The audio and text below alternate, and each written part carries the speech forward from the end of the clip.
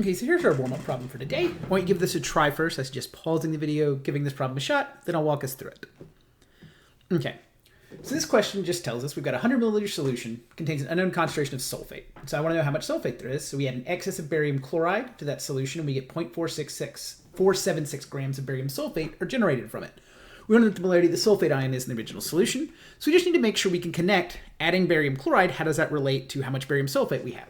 So we can see that the common ion between these both contain the barium ion. And in this case, it's a one-to-one relationship, right? You don't have to know the exact chemical reaction, but in general, our barium chloride, every one of these is going to be connected to one barium sulfate, which means however much barium sulfate we have is going to be how much sulfate ion was present compared to that part. So if I can figure out how many grams of barium sulfate I have, I'm then going to know how many sulfate ions I have.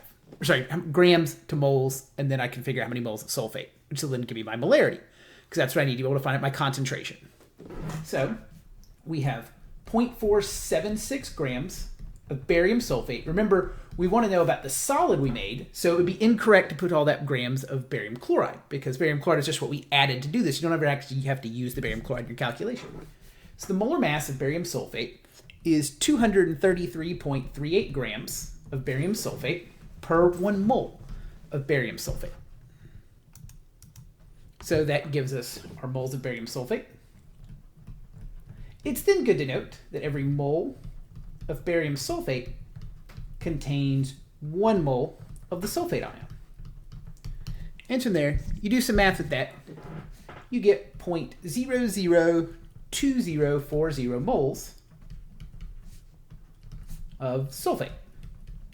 And so if you just want to know the molarity of the sulfate ion, we just need moles per liter now.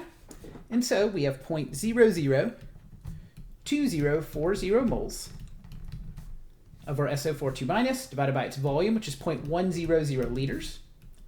And so when you do that, you get 0.02040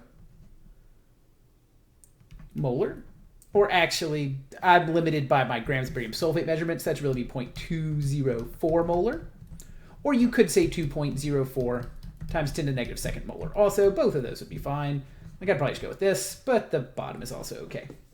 So most of this is just, I don't think this calculation's hard. It's just revising, remembering how to take something that's got a few sentences in it and pick out what's the thing we're measuring, how is that connected to the thing we're interested in, and then what equations, what different conversions I need to pull out of that. And that's the main practice thing I'm going to be working on this today.